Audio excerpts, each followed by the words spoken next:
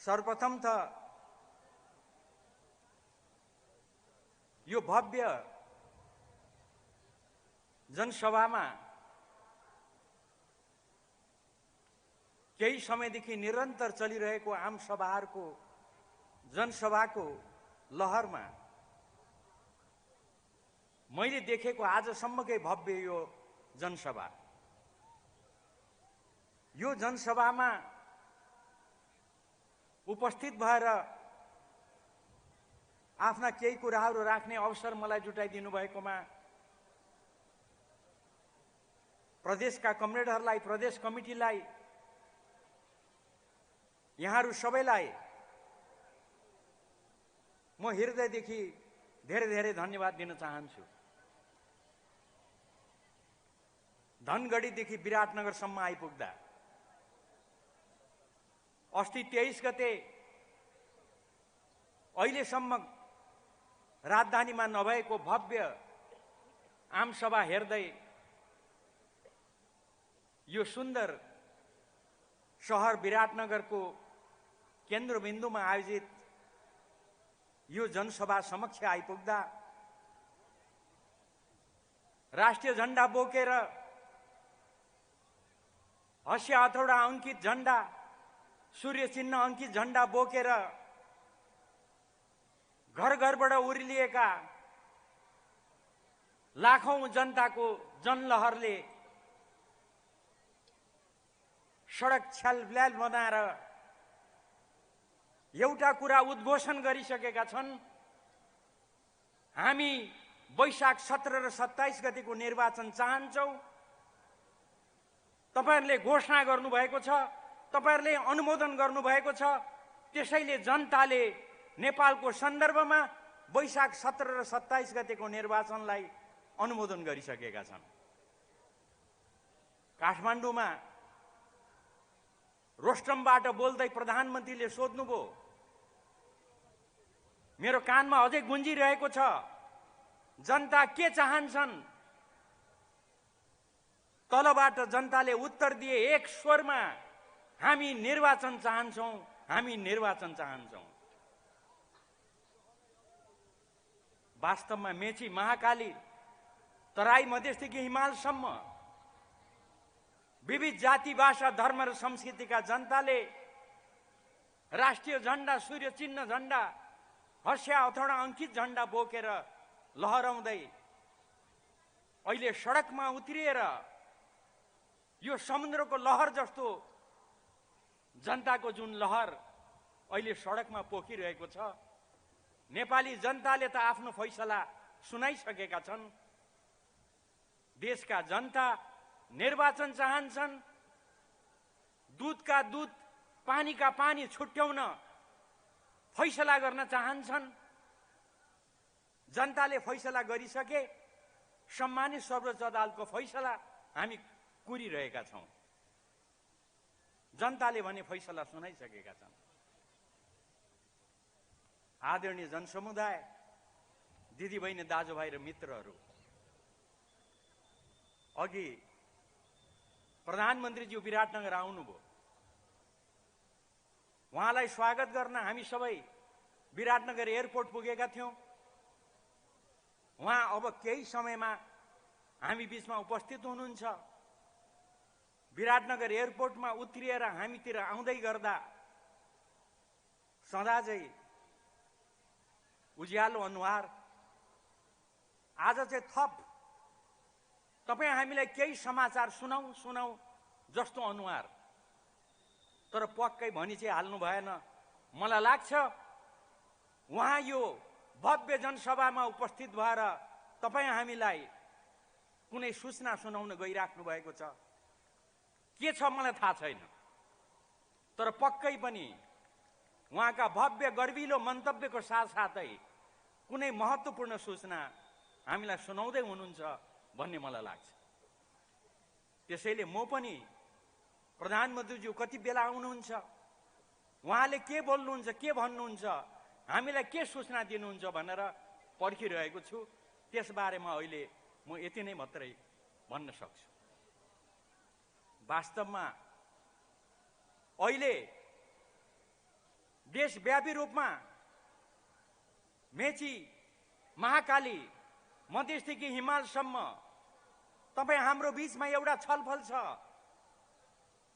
सम्मानित सर्वोच्च अदालतमा बहस भइरहेको छ। सर्वोच्च अदालतले के गर्छ? तपाईहरुलाई म जानकारी मात्रै दिउँ, सम्मानित सर्वोच्च अदालतमा यति दिनसम्म चलिरहेको बहस अब टुङ्गिएको छ। अन्तिममा अदालतका सहयोगी भनिने एमिकस क्युरीले पनि आफ्नो बहस टुङ्ग्याएका छन्। उहाँहरूले आफ्ना कुराहरू राख्नु भएको छ। वास्तवमा सम्माननीय प्रधानमन्त्रीज्यूले प्रतिनिधि सभा विघटन गर्नुभयो। विघटन गर्न साथ विभिन्न कोणबाट प्रश्नहरू उठे। वास्तवमा प्रतिनिधि सभा विघटन गर्न पाइन्छ कि पाइँदैन? यो संविधान बमोजिम छ कि छैन? कसैले संविधान विपरीत छ भने, कसैले संविधान बमोजिम छ भने, कसैले प्रतिगमन भने, कसैले निरङ्कुशता लादियो भने विभिन्न तर्कहरू उठे। सम्माननीय प्रधानमन्त्रीज्यूको कदमलाई लिएर राष्ट्रपतिज्यू समेतलाई विवादमा तान्न खोजियो। सरकारको कुनै काम भयो कि घोषणा भयो कि प्रधानमन्त्रीज्यूका साथसाथै राष्ट्रपतिज्यूलाई पनि विवादमा तान्ने प्रयास अहिलेसम्म पनि जारी छ। म त्यतातर्फ अहिले जान चाहन्न। यो वास्तवमा संसद विघटन गर्ने कुरा ठिक हो कि बेठिक हो? सर्वोच्च अदालतमा 11वटा भन्दा बढी रिट निवेदनहरू परिरहेका छन्। केही साथीहरू भन्नुहुन्छ यो गलत हो, संविधानको विपरीत छ, संविधान सम्मत छैन, संसदीय प्रणालीको विपरीत छ। धेरै कुराहरू उठाउनु भएको छ। रिट निवेदनमा त्यही कुराहरू छन्। प्रधानमन्त्रीज्यूको तर्फबाट लामो समय छलफल भयो। हाम्रा वकिलहरूले, कानुन व्यवसायहरूले आफ्नो कुरा सर्वोच्च अदालतमा पनि राखे। सहयोगी एमिकस क्युरीका साथीहरूले राखे। प्रधानमन्त्रीज्यू भन्नुहुन्छ संसद विघटन गर्ने प्रधानमन्त्रीको अधिकार हो। म बहुमतको प्रधानमन्त्री, 2/3 बहुमतको प्रधानमन्त्री, संसदमा मेरो बहुमत छ। कसैले संसदमा मेरो विरोध गरेका छैनन्। संसदमा संसदीय दलमा मेरो विरुद्धमा अविश्वास प्रस्ताव राखिएको छैन। म देशभरि नै 2/3 झन्नै 2/3 बहुमतको प्रधानमन्त्री, 2/3 बहुमतको प्रधानमन्त्रीले किन केही नगरेको भनेर प्रश्न उठाइराखिने, निरन्तर विपक्षी मित्रहरूले पनि यही ढङ्गले प्रश्न उठाउने। मेरो संसद दलभित्र निर्विवाद, संसदमा निर्विवाद, झन्नै 2/3 बहुमतको म प्रधानमन्त्री काम गर्न भने नपाउने, संवैधानिक परिषदको बैठक राख्न नपाउने, बैठक राखिहाल्यो भने पनि निर्णय गर्न नदिने, निर्णय गरियो भने पनि हत्तपत्त कुद्दै सर्वोच्च अदालतमा मुद्दा हाल्न जाने। ल भन्नुहोस्, प्रधानमन्त्रीज्यूको प्रश्न छ, म 2/3 बहुमतको प्रधानमन्त्रीले काम गर्न नपाएपछि मैले के गर्ने? उहाँको दाबी छ नेपालमा संसदीय प्रणाली छ। हाम्रो संविधानमा देशको प्रणाली भनेको संसदीय प्रणाली हुनेछ भनेर लेखेको छ। त्यसैले विश्वभरिका संसदीय प्रणालीहरूमा नेपालकै संसदीय प्रणालीमा पनि प्रधानमन्त्रीहरूले जनता गुहार्न जान पाउने लोकतान्त्रिक अधिकार राखिएको छ। त्यही अधिकारको प्रयोग गर्दै मैले जनता समक्ष गुहार माग्दै जान मिल्ने कि नमिल्ने? प्रधानमन्त्रीज्यूको प्रश्न छ। यही प्रश्न प्रधानमन्त्रीज्यूले राखिसके पछाडि, संसद विघटन भइसके पछाडि राष्ट्रपतिज्यूले घोषणा गर्नुभयो अहिले सम्मानित सर्वोच्च अदालतमा मुद्दा विचाराधीन छ। तपाईहरुको जानकारीको लागि यही 11 गतेदेखि 15 गते भित्रमा सर्वोच्च अदालतको फैसला आउँछ। 11 गते आउन सक्छ, 12 गते आउन सक्छ, होइन अन्तिममा 15 गते भने कट्दैन। विज्ञहरूको यही भनाइ छ। तपाईहरुलाई यही जानकारी म दिन चाहन्छु र आग्रह गर्न चाहन्छु। त्यसो भए के हुन्छ? म कानुनको विद्यार्थी, हाम्रो संविधानले सर्वोच्च अदालतमा विचाराधीन विषयमा संसदमा बहस समेत गर्न पाइँदैन भनेको छ। त्यसैले सर्वोच्च अदालतमा मुद्दा परिरहेको बेलामा हाम्रा केही साथीहरू पूर्व प्रधानमन्त्रीहरू भनेर सञ्चार माध्यमले लेखेको थियो। मलाई त्यति राम्रो सम्झना भएन, मैले नाम बिर्सेँ। घाँटीमा प्ले कार्ड झुन्ड्याएर सर्वोच्च अदालतले नेपाली बुझ्दैन भनेर हो कि के हो थाहा छैन, अंग्रेजीमा वी आर हियर अंग्रेजीमा लेखेर छातीमा टाँगेर सर्वोच्च अदालतको अगाडि इजलासबाट न्यायाधीशज्यूहरूले देखिने गरेर सडकमा बसेको मैले हिजो अस्ति जस्तो फोटो देखेको जस्तो लाग्छ। एकदम देखेको जस्तो लाग्यो, तर मैले राम्रो खुट्याउन सकिनँ। कोही भन्नुहुन्छ यी सर्वोच्च अदालतका न्यायाधीशहरूले ठीक फैसला गरेनन् भने, हामीले भने जस्तो सोचे जस्तो फैसला गरेनन् भने सर्वोच्च अदालतको इजलासबाट थुतेर सडकमा जनताले ल्याउने दिन आउँछ। कसलाई धम्क्याएको हो के हो मैले बुझिन। म अलि लाटो छु, ढिलो बुझ्छु। पक्कै पनि साथीहरूले अदालतलाई धम्क्याएको त होइन होला। के हो मैले बुझ्न सकिनँ। मैले तपाईहरुलाई भन्न खोजेको कुरा के हो त भन्दा, अदालतमा विचाराधीन मुद्दालाई लिएर संसदमा समेत पनि बहस गर्न पाइँदैन। त्यसका पक्ष विपक्षमा उठेका तर्कका केही नमुनाहरू तपाईहरुको बीचमा मैले राखेँ। अन्तिममा यति टाढाबाट आउनु भएको छ, तपाईहरुको जिज्ञासा होला। त्यसो भए सम्मानित सर्वोच्च अदालतले फागुन 11 गतेदेखि 15 गतेसम्म फैसला गर्दा के होला? मैले अघि नै भनिसकेँ, तपाईहरुले त वैशाख 17 र 27 गते निर्वाचन हुन्छ भनेर, गर्नुपर्छ भनेर, हामी त्यसको पक्षमा छौं भनेर तपाईहरुले भनिसक्नुभयो। सम्मानित सर्वोच्च अदालतले चाहिँ के गर्ला? म त कानुनको विद्यार्थी, म चाहिँ भन्दिनँ, म चाहिँ बोल्दिनँ, तर सम्मान्य प्रधानमन्त्रीले चाहिँ भन्नुभएको छ संसद विघटन गर्ने मेरो अधिकार हो। मैले संविधान बमोजिम, लोकतान्त्रिक अभ्यास बमोजिम, लोकतन्त्रमा जनताको बीचमा जान नपाएर कहाँ जाने त? त्यसो भए लोकतन्त्र भनेकै जनताको बीचमा जाने हो। त्यसकारणले गर्दा मैले जनतामा जाने जे निर्णय गरेँ त्यो निर्णय यताउति हुँदैन भन्ने कुरामा प्रधानमन्त्रीज्यू विश्वस्त हुनुहुन्छ। उहाँ 100मा 200% विश्वस्त हुनुहुन्छ। यति कुरा सुनाउँदै म आफू आफ्नो कुरा भन्दिनँ। अदालतले फैसला गरेको भोलिपल्ट भन्छु।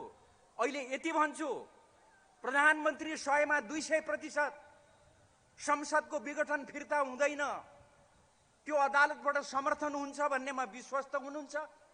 प्रधानमन्त्रीज्यूमाथि मलाई साह्रै विश्वास छ, हामीलाई साह्रै विश्वास छ। यति मात्रै भन्छु। म वास्तवमा तपाईहरु समक्ष आग्रह गर्न चाहन्छु। म अहिले देशै निर्वाचनमय भइसकेको छ। जताततै चुनाव देखिन्छ, जताततै निर्वाचन देखिन्छ। तपाई हामी हाम्रो यो आम सभा जनसभाको नाममा सूर्य चिन्हको झण्डा बोकेर, राष्ट्रिय झण्डा बोकेर, हँसिया हथौडा अङ्कित झण्डा बोकेर आइरहेका छौँ, प्रदर्शन गरिरहेका छौँ। अनि हाम्रा विपक्षी साथीहरू, प्रतिपक्षमा रहनुभएका साथीहरू, यो सरकारले ठिक गरेन है, संविधान चाहिँ मिलाएन है भन्दै जिल्ला जिल्लामा आमसभा गर्दै, वडा वडामा आमसभा गर्दै, निर्वाचन क्षेत्रमा आमसभा गर्दै अनि रुख चिन्ह पनि प्रदर्शन गर्दै हिँडिराख्नु भएको छ। हाम्रा केही साथीहरू भने यो शाकाहारी आन्दोलनले हुँदैन। अब किन यति बेला शाकाहारी र मांसाहारी आन्दोलनको सम्झना आएछ थाहा भएन। म धेरै त्यतातिर टीका टिप्पणी गर्न चाहन्न। शाकाहारी आन्दोलनले भएन भन्दै सरकारको टुप्पी टेकेर विरोध गर्दै उहाँहरू पनि जनताको बीचमा गइराख्नु भएको छ। तराई मधेसदेखि हिमालसम्मका विविध राजनीतिक दलहरू कुनै न कुनै नाममा जनताको बीचमा गइराख्नु भएको छ। जनताको बीचमा गएर आफ्ना कुराहरू राखिराख्नु भएको छ। तपाईहरुलाई म भनौं, यो एकछिनको कुरा हो। हामी हाम्रो भाषा बोलौँला, अरु दलका साथीहरू आफ्नो भाषा बोल्नु होला, तर सबैका सबै दलहरू, सबैका सबै मित्रहरू जनताको बीचमा गइरहेका छन्। सर्वोच्च अदालतले फैसला गरेको भोलिपल्ट हेर्नु होला, सम्पूर्ण राजनीतिक दलहरूले 1 मिनेट भित्रमा फैसला गर्नेछन्, वक्तव्य निकाल्नेछन्। हामी अब जनतामा जाउँ, फेरि चुनाव जितौँ भन्छौँ भने हाम्रो विरोध गर्ने साथीहरूले अब यिनीहरूलाई जनताकै बीचमा गएर तह लगाउँ, यिनीहरूलाई हराउँ भनेर जनतामा भोट माग्न थाल्नु हुनेछ। त्यसैले अहिले निर्वाचन सुरु भइसक्यो भन्छु म। निर्वाचनको माहौल सुरु भइसक्यो। यो कुरालाई सबैले बुझौँ, सबैले हेक्का राखौँ। एक दिन भए पनि ढिलो होला। आदरणीय मित्रहरू, कमरेडहरू, आफआफ्नो क्षेत्रमा, आफआफ्ना गाउँमा, आफआफ्ना वडामा, घर घरमा अहिलेदेखि नै यहाँहरू उत्रनु होला। निर्वाचन अवश्यम्भावी छ। तपाईहरुको निर्णय ठीक छ। तपाईहरुले गरेको निर्णयमा यताउति हुँदैन। मलाई विश्वास छ। त्यही विश्वासको आधारमा म तपाईहरुलाई आग्रह गर्न चाहन्छु, अब एकछिन पछाडि सम्माननीय प्रधानमन्त्रीज्यू आउनुहुनेछ। उहाँहरूका मन्तव्य सुनेर, उहाँले दिने जानकारी लिएर हामी घर घर फर्कौं, आफ्नो गाउँ फर्कौं र आउने निर्वाचन वैशाख 17 र 27 गतेको निर्वाचनको लागि आवश्यक सम्पूर्ण तयारी गरौं। यही कुरा म यहाँहरु समक्ष राख्न चाहन्छु। यही क्रममा वास्तवमा प्रधानमन्त्रीज्यूले भन्नुभएको छ। प्रधानमन्त्रीज्यूले सर्वोच्च अदालतमा पनि यो कुरा राख्नु भएको छ। म कहीँ जाँदा पनि छुस्स कमरेडरले सोध्नुहुन्छ, यही पनि मलाई सोध्नुभयो, सरकारलाई काम गर्न नदिएको भनेको एक दुईवटा उदाहरण दिदिनुस् न। धेरै छन्, अनगिन्ती छन्। त्यो सबैतिर गएर साध्य छैन। एक दुईवटा नमुना बताउँ यहाँहरूलाई। 2/3 झन्डै लगभग बहुमतको सरकार। त्यो बहुमतको सरकारले भने अनुसार संसद चल्छ। तल पनि प्रदेशमा पनि अपवादलाई छोडेर सबैतिर उही हो। तर किन प्रदेश चल्न पाइरहेको छैन? किन केन्द्रीय संसदले राम्रोसँग काम गर्न पाएन? कारण के हो? प्रधानमन्त्रीज्यूको भनाइ छ, मलाई काम गर्न दिएन। बहुमतको सरकारले संसदलाई बिजनेस दिन्छ। बहुमतको सरकारले दिएको कामको आधारमा संसद चल्छ। संसद चल्न सकेन भने, संसदले काम पाएन भने सरकारले ढङ्ग पुर्याएन भन्ने आरोप लाग्छ। सरकारले काम दिएन, काम गर्न सकेन भन्ने आरोप लाग्छ। तर म तपाईलाई एक दुईवटा उदाहरण बताइदिउँ। यो सरकारले एमसीसी प्रस्ताव सदनमा प्रस्तुत गरेको हो होइन? तपाईहरुलाई सम्झना छ? एमसीसी को प्रस्ताव धेरै पहिले प्रतिनिधि सभामा प्रस्तुत गरिएको थियो, तर त्यो एमसीसी को प्रस्ताव कहाँ गयो? प्रतिपक्षका साथीहरूले, नेपाली कांग्रेसका साथीहरूले प्रश्न पनि उठाए, होइन त्यो एमसीसी प्रस्ताव कता गयो भनेर। कुनै जवाफ दिइएन। त्यो प्रस्ताव राख्दै राखिएन। 2/3 बहुमतको सरकारले पेश गरेको प्रस्ताव संसदमा किन आएन? काम गर्न दिएन भनेको यही हो। 2/3 बहुमतको सरकारले पेश गरेको प्रस्ताव सदनमा प्रस्तुत हुनुपर्ने थियो नि, प्रस्तुत भएन। थुप्रै विधेयकहरू संसदमा प्रस्तुत भए। मलाई अहिले पनि एसएमएस आउँछ, अरू साथीभाइहरूलाई पनि एसएमएस आउँदो हो, नेताजीहरूलाई आउँदो हो, हामीलाई नागरिकता चाहियो। नागरिकता विधेयक कहाँ गयो? नागरिकता विधेयक किन पारित गरिएन? ल भन्नुस्। नागरिकता विधेयक सरकारले सदनमा प्रस्तुत गरेको त्यो सदनको सदन नै हरायो। कहाँ गयो थाहा छैन। किन संसदमा हरायो? किन संसदमा यति धेरै समय लाग्यो? 2/3 बहुमतको सरकारले पेश गरेको विधेयक संसदबाट पारित नहुन आश्चर्य हो कि होइन? यसै गरेर अरू विधेयकका कुराहरू पनि छन्। सत्य निरूपण र बेपत्ता सम्बन्धी विधेयक मसौदाको अन्तिम टुङ्गोमा छ, तर यसको बारेमा कुनै छलफल र निष्कर्षमा पुग्न सकिएको छैन। सरकारले सम्पूर्ण काम गर्दा गर्दै पनि किन सरकारका यी कामहरू, बिजनेसहरू आफै 2/3 बहुमतमा हुँदा पनि अगाडि बढ्न सकेन? मैले अघि नै भने संवैधानिक परिषदको बैठक किन बस्न सकेन? बस्दा पनि त्यसले किन निर्णय गर्न सकेन? निर्णय गर्दा पनि त्यो काम किन अगाडि बढ्न सकेन? बल्ल बल्ल एउटा निर्णय हिजोस्ति भर्खर भएको थियो, त्यसलाई लिएर पनि साथीहरू मुद्दा हाल्न अग्रसर भए। अहिले सर्वोच्च अदालतमा मुद्दा विचाराधीन छ। त्यसैले संक्षेपमा प्रधानमन्त्रीज्यूले म 2/3 को बहुमतको सरकार हुँदा हुँदै पनि मैले काम गर्न पाइन, मलाई अवरोध उत्पन्न गरियो, त्यसैले यो अवरोधको विरुद्धमा मलाई जुन ढङ्गले काम गर्न नदिएर अड्काउने काम गरियो, यसको विरुद्धमा मैले यो देशमा जनताको बीचमा जानु बाहेक अरू के विकल्प छ? प्रधानमन्त्रीज्यूको प्रश्न छ। मलाई विश्वास छ सर्वोच्च अदालतले यो सबै प्रश्नहरूको छिनोफानो आउने 11 गते र 15 गते भित्रमा लगाउनेछ। वास्तवमा एउटा चर्चा गर्ने गरिन्छ, होइन देशमा प्रतिगमन भयो, प्रतिनिधि सभाको विघटन गरेको हुनाले अब देश अँध्यारोतर्फ गयो। केपी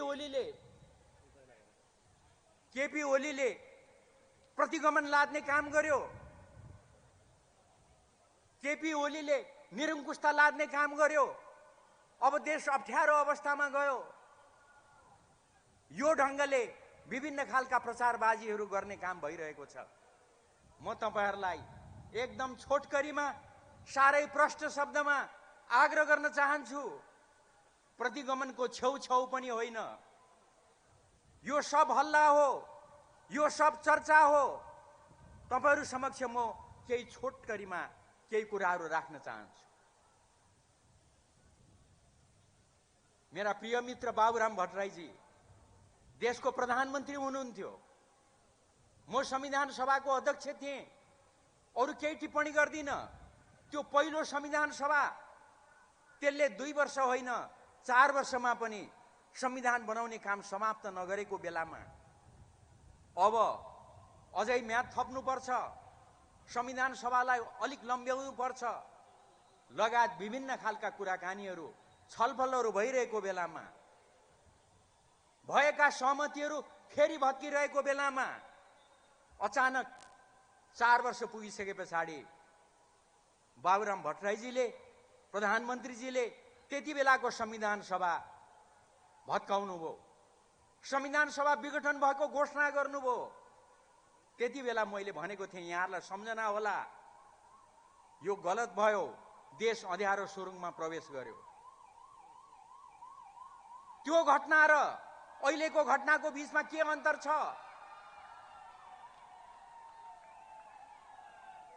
त्यति बेलाको त्यो घटना अहिलेको यो घटनाको बीचमा के फरक छ? म अब धेरै समय नलिकन आफ्ना केही कुराहरूलाई अगाडि बढाउन चाहन्छु। म भनिरहेको थिएँ मेरा मित्र बाबुराम भट्टराईजीले संविधान सभा विघटन गरेर जुन काम गर्नुभयो, त्यति बेलाको समय र अहिलेको समयको बीचमा के फरक छ? म यो कुरा राख्दै थिएँ। म आग्रह गर्न चाहन्छु, त्यति बेला संविधान सभा विघटन हुँदा अब संविधान कसले बनाउँछ भन्ने प्रश्न उठेको थियो। संविधान बनाउने संविधान सभालाई कुनै व्यवस्था नगरिकन समापन गरिएको थियो, विघटन गरिएको थियो। प्रधानमन्त्री बाबुराम भट्टराईजी हुनुहुन्थ्यो। प्रधानमन्त्री जाने आउने कुनै पनि व्यवस्था थिएन, कुनै पनि कानुनको व्यवस्था थिएन। अहिले राष्ट्रपतिज्यू हुनुहुन्छ, तर त्यति बेला देशमा राष्ट्राध्यक्ष थिएन। राष्ट्रपति नहुनु, संविधान अन्तरिम हुनु, कुनै पनि प्रकारको कानुनी व्यवस्था नहुनु, अनि अचानक कुनै राजनीतिक दलसँग सल्लाह नगरिकन संविधान सभा विघटन हुनु, त्यसले देश अँध्यारो सुरुङभित्र प्रवेश गर्यो। अब कसरी त्यो अँध्यारो सुरुङबाट निस्कने हामीलाई चिन्ता थियो। तर अहिले भने देशमा सम्मानित राष्ट्रपति हुनुहुन्छ, देशमा संविधान छ। संविधान पनि जनताले बनाएको संविधान, पहिलो पटक नेपालको इतिहासमा जनताले जनताको लागि बनाएको संविधान, त्यो उचाइबाट बनेको संविधान, त्योभन्दा माथि कुनै पनि शक्ति छैन। त्यस्तो संविधान, त्यो संविधान भएको अवस्थामा प्रधानमन्त्रीले प्रतिनिधि सभाको विघटन गर्नुभयो। त्यो विघटनलाई लिएर सम्मानित सर्वोच्च अदालतमा मुद्दा दायर भएको छ र त्यो मुद्दाको सम्बन्धमा मैले अघि नै भनिसकेँ, व्यापक छलफल भएर अब यही फागुन 11 गते र 15 गतेको बीचमा सम्मानित सर्वोच्च अदालतले फैसला सुनाउँछ। प्रधानमन्त्रीज्यूले दाबी लिए जस्तो संसद विघटनतर्फ जाँदा तपाईहरुले झण्डा उठाएर, झण्डा हल्लाएर धनगढीदेखि विराटनगरसम्म, मेची महाकाली मधेसदेखि हिमालसम्म तपाईहरुले निर्वाचनप्रति जुन समर्थन जनाउनु भएको छ, त्यो निर्वाचन हुँदा वैशाख 17 र 27 गतेको निर्वाचन पश्चात देशमा प्रतिनिधि सभा आउनेछ। अहिले पनि प्रतिनिधि सभा नभए पनि राष्ट्रिय सभा छ, जसलाई हामी स्थायी हाउस भन्छौँ, स्थायी संसद भन्छौँ। त्यो स्थायी संसद अहिले पनि क्रियाशील छ, त्यहाँ राजनीतिक दलहरूको उपस्थिति छ, प्रदेश सरकार छ, स्थानीय तहको सरकारहरू छन्, जताततै राजनीतिक दलहरू क्रियाशील छन्।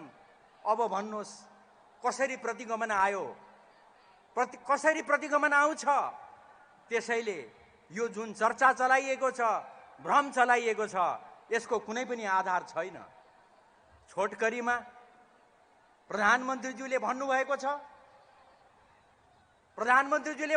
छ, संसदीय प्रणाली अनुरूप, लोकतान्त्रिक प्रणाली अनुरूप मलाई काम गर्न दिएन, मलाई सिंहको भाँच्न दिएन। त्यति हुँदाहुँदै पनि मैले थुप्रै काम गरेँ, जनताको शिर उचो बनाउने काम गरेँ, नाकाबन्दीलाई मैले समाप्त गरेँ, यो देशमा कहिले नाकाबन्दी नलाग्ने व्यवस्था गरेँ। नेपालको नक्सामा एउटा सुन्दर चुच्चो आजकल देख्नुहुन्छ नि, लिपुलेक र लिम्पियाधुरालाई समेट्ने गरिकन सर्वसम्मतिले संविधान संशोधन गरे, जनताको शिर ठाडो पार्ने काम गरे। तर मलाई निरन्तर रूपमा अवरोध गर्ने काम गरियो। अझै थुप्रै काम गर्ने मेरो इच्छा थियो। के थियो ती कामहरू? स्वयं प्रधानमन्त्रीज्यू उपस्थित भइसके पछाडि मैले त्यसबारेमा यहाँहरूको समय लिनु उपयुक्त हुँदैन। त्यसैले आदरणीय मित्रहरू, आदरणीय कमरेडहरू, मैले त्यो सम्पूर्ण अप्ठ्याराहरू, बाध्यताहरूको बारेमा मैले जनतालाई भन्नु बाहेक अरू कसलाई भन्ने? जनताभन्दा माथिको शक्ति यो देशमा को छ? प्रधानमन्त्रीज्यूको प्रश्न छ। मलाई विश्वास छ सर्वोच्च अदालतले पनि त्यो फैसला दिनेछ। त्यसको साथसाथै यहाँहरूले त फैसला दिइसक्नु भएको छ। अरू धेरै म यहाँहरूको समय लिन चाहन्न। वास्तवमा हामीले संविधान बनायौं। 70 वर्षदेखिको जनताको चाहना र भावनालाई मूर्तता प्रदान गर्ने काम गर्यौं। पहिलो पटक नेपालको इतिहासमा जनताले जनताको लागि संविधान बनाए। संघीय लोकतान्त्रिक गणतन्त्र, धर्मनिरपेक्षता, समावेशिता सहितको संविधान कसरी बन्यो? तपाईँ हाम्रो पहलमा, केपी ओलीले नेतृत्व गरेको पार्टीको पहलमा, हाम्रो पहल र प्रयासमा त्यो संविधान बन्यो। 70 वर्षदेखिको जनताको चाहना र भावनाले मूर्तता प्राप्त गर्यो। संघीय लोकतान्त्रिक गणतन्त्र, धर्मनिरपेक्षता, समावेशिता सहितको संविधान, समाजवादतर्फ उन्मुख संविधान, त्यस्तो संविधान बन्यो। तर साथीहरू भ्रम फिजाउने काम गर्नुहुन्छ। काठमाडौँमा हिजोको राजाको दरबार, त्यो दरबारलाई म्युजियम बनाएर जनता घुम्न जाने, जनताले हेर्न जाने म्युजियम बनाएर, त्यो म्युजियम बनाउने सरकार, त्यो म्युजियम बनाउने एउटा पार्टीको नेता, त्यो पार्टीले नारीटीको ठिक ढोका अगाडि भव्य मञ्च बनाएर अहिलेसम्म राजधानीमा नदेखिएको जुलुस उतारेर लाखौंको जनसभामा प्रधानमन्त्री केपी शर्मा ओलीले सम्बोधन गर्नुभयो। त्यो सम्बोधन, त्यसैले म आग्रह गर्न चाहन्छु, त्यो संविधान बनिसके पछाडि, त्यो संविधानलाई कार्यान्वयन गरिसके पछाडि अब जनता सार्वभौम भएका छन्। प्रधानमन्त्री केपी ओली, हाम्रा अध्यक्ष केपी ओली, उहाँको त्यो मन्तव्यमा हाम्रो शिर उचा भएको छ। उहाँले भारतीय टेलिभिजनलाई, नेटवर्कलाई भन्नुभयो, सार्वभौम सत्ताको मामलामा हामी नेपाली कोही भन्दा तल छैनौं, हामी साना छैनौं, हामी कसैका भाइ होइनौं, हामी चीन बराबर छौं, हामी भारत बराबर छौं, हामी अमेरिका बराबर छौं। यसरी केपी ओलीले हाम्रो शिर ठाडो पार्ने काम गर्नुभयो। उहाँ अध्यक्ष हुनुभएको पार्टीले हाम्रो आत्मसम्मान बढाउने काम गर्यो। त्यसैले हामीले घोषणा गर्यौं, अब जनताले बनाएको यो संविधानलाई कार्यान्वयन गरिरहेको यो बेलामा अब कुनै पनि प्रकारको आन्दोलन चाहिँदैन। अब जनताको मन मस्तिष्क जित्नुहोस्, जनताको हृदय जित्नुहोस्, जनताको आशीर्वाद लिनुहोस्, सदनमा पुग्नुहोस्। सदनमा पुग्न चाहिँ आवश्यक छ है। फेरि सदनमा नपुगेर बाहिरै हारियो भने त कसरी सदनमा पुग्ने? सदनमा पुग्नुहोस्। व्यक्ति मन पर्दैन, व्यक्ति फेर्नुहोस्। पार्टी मन पर्दैन, पार्टी फेर्नुहोस्। चुनाव त्यसैको लागि हो। त्यस्तो चुनावको लागि जनतामा जाँदा कसरी त्यो प्रतिगमन भयो? केपी ओलीले जनताको बीचमा जाउँ, जनताको निर्णय सिरोपर छ भनेर भन्दा कसरी त्यो प्रतिगमन भयो? अरू धेरै म समय लिँदिन। त्यसैले अब आन्दोलन होइन, 62-63 को आन्दोलनको बेलामा स्वयं केपी ओली कमरेड लगायत अरू कमरेडहरू, आन्दोलनका नेताहरू, उहाँहरू सबैले प्रतिबद्धता व्यक्त गर्नुभएको छ। अब फेरि शान्ति स्थापनाको लागि, प्रजातन्त्र स्थापनाको लागि आन्दोलन गरिराख्नु पर्दैन। अब जनताको मन मस्तिष्क जितेर, हृदय जितेर, आशीर्वाद लिएर जुनसुकै प्रकारको परिवर्तन संसद मार्फत संविधान संशोधन गरेर गर्न सक्ने व्यवस्था हामी ल्याउँछौं। केपी ओलीले प्रतिबद्धता व्यक्त गर्नुभयो, हाम्रो पार्टीले गर्नुभयो। अहिले बाहिर देखिनुभएका हाम्रा साथीहरू, हाम्रा नेता कमरेडहरू उहाँहरूले पनि आन्दोलनमा यही प्रतिबद्धता व्यक्त गर्नुभयो। प्रचण्ड कमरेड, माधव कमरेड, सबै कमरेडहरू, हाम्रा प्रतिपक्षका नेता शेरबहादुर देउपाजी लगायतले यही प्रतिबद्धता व्यक्त गर्नुभयो। अब त्यो प्रतिबद्धता अनुसार अहिले संविधान बन्यो, संविधान कार्यान्वयन भयो। त्यो संविधान कार्यान्वयन गर्न पनि प्रधानमन्त्री केपी ओलीको नेतृत्वमा, केपी ओली अध्यक्ष भएको पार्टीको नेतृत्वमा पहिलो पटक नेपालको संवैधानिक इतिहासमा सबै दलहरूले सर्वसम्मतिले, सर्वस्वीकृतिले लिपुलेख लिम्पियाधुरालाई नेपालको चिटिक्क परेको पश्चिमको चुच्चे नाक बनाउन जुन सर्वसम्मतिले निर्णय गरे, त्यो एउटा ऐतिहासिक कार्य भयो। त्यतिसम्मको कार्य भयो। यति भइसके पछाडि अब परिवर्तनको लागि आन्दोलन गर्नु पर्दैन। यो आन्दोलनलाई बोकेर अगाडि जाउँ, यो आन्दोलनलाई कार्यान्वयन गर्दै अगाडि जाउँ, जनतालाई अझ सबल बनाउनको लागि अगाडि जाउँ। मधेसदेखि हिमालसम्मका सबै जाति, भाषा, धर्म र संस्कृतिका जनतालाई एकताबद्ध बनाएर, एक ढिक्का बनाएर अगाडि बढ्ने दिशातर्फ अगाडि बढौँ। त्यही काम, त्यही प्रक्रिया अहिले हामी मेची महाकाली गरिरहेका छौँ।